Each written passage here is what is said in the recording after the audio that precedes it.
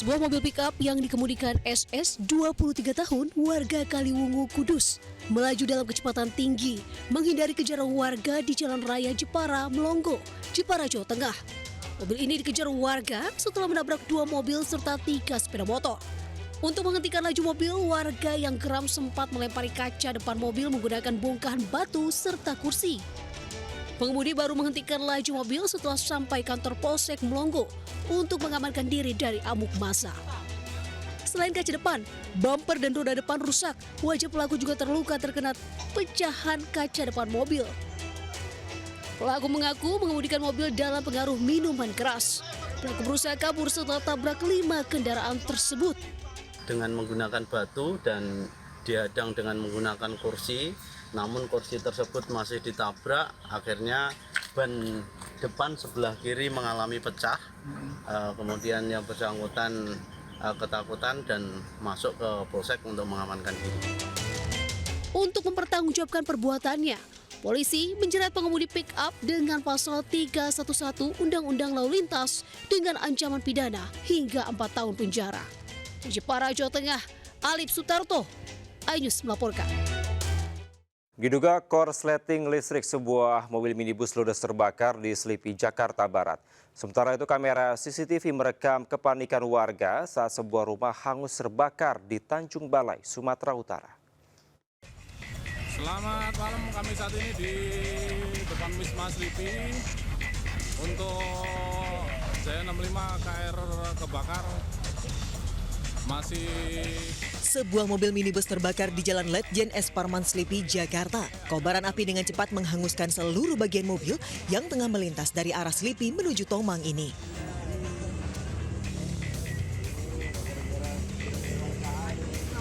Percikan api tiba-tiba muncul dari bagian lampu bagian depan, kemudian langsung membakar seluruh bagian mobil. Pemilik mobil sempat padamkan api menggunakan apar, namun api seketika membesar hingga hanguskan mobil. Diduga asal api berasal dari korsleting listrik.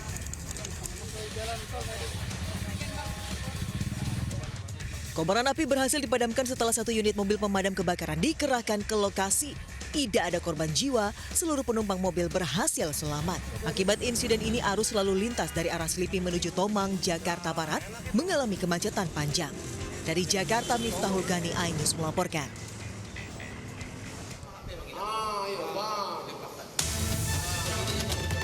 Kamera CCTV merekam kepanikan pemilik rumah penjual bensin eceran saat api mulai berkobar di Jalan Harkat, Tanjung Balai, Sumatera Utara. Pemilik rumah berusaha menyelamatkan harta bendanya dan masuk kembali ke dalam. Naas, ia malah tersulut api. Warga langsung menyelamatkan korban dan memadamkan api dengan alat seadanya. Tak lama kemudian, 6 unit mobil pemadam kebakaran dikerahkan ke lokasi untuk memadamkan api agar tidak menjalar ke rumah warga lain. Kebakaran ini akhirnya bisa dipadamkan petugas. Sementara korban dilarikan ke rumah sakit agar bisa segera mendapat pertolongan medis. Kasus kebakaran ini dalam penyelidikan kepolisian. Dari Tanjung Balai, Sumatera Utara, Ulil Amri, iNews melaporkan. 3 orang residivis pelaku pembegalan dan pencurian di 11 TKP di wilayah Kota Padang, Sumatera Barat diringkus tim gabungan dari Polsek Lubuk Kilangan di daerah Idarung, Kecamatan Luki, Kota Padang. Petugas mengamankan sejumlah barang bukti aksi kejahatan.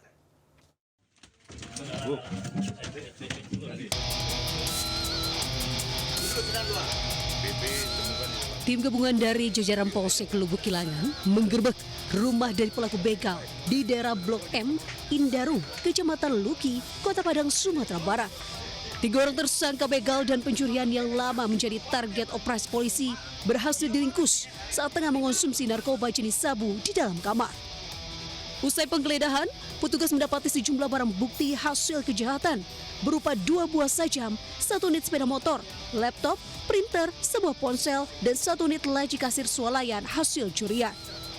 Kepada polisi, para pelaku mengaku telah beraksi di 11 TKP di wilayah Kota Padang dan Kota Solok dengan target begal serta menyasar sejumlah sekolah dan toko swalayan.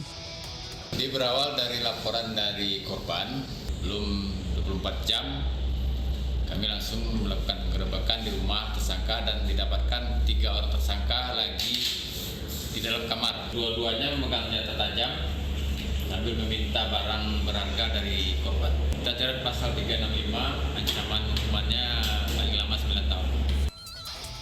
Pelaku dijerat pasal 365 KUHP tentang pencurian serta kekerasan dengan ancaman hukuman maksimal 9 tahun penjara. Di Padang, Sumatera Barat, Budi Sunandar melaporkan. Kita ke informasi haji pemirsa. Pasar Kakia di Mekah, Arab Saudi menjadi salah satu destinasi belanja favorit para jemaah haji Indonesia. Setiap musim haji tempat ini dipenuhi oleh jemaah yang berburu oleh-oleh untuk keluarga di tanah air. Dan berikut informasinya.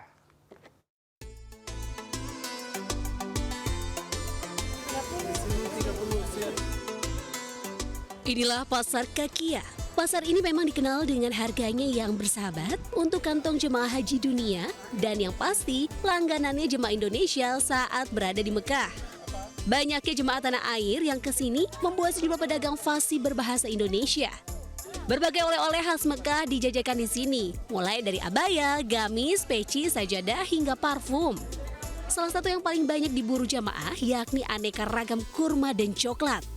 Coklat yang ditawarkan di sini mulai dari yang lokal hingga impor dengan harga yang murah dan bisa pembelian satuan ataupun grosir.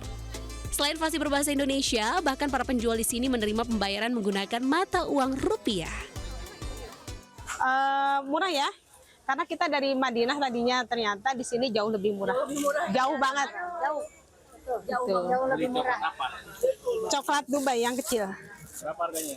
Di sini berapa tadi? 25. Kemarin kita di Madinah 55. Bisa bayar pakai uang Prabowo, no problem. Ini ada kurma ajwa. Harganya murah nggak? Harganya murah ya, paling murah. Ini premium, setengah kilo, 25 rial. Belanja oleh-oleh di Pasar Kakia menjadi pengalaman spiritual sekaligus budaya bagi jemaah haji Indonesia sebelum kembali ke tanah air dengan membawa kenangan dan buah tangan untuk keluarga tercinta. Dari Mekah, Arab Saudi, Gigi Irfan melaporkan.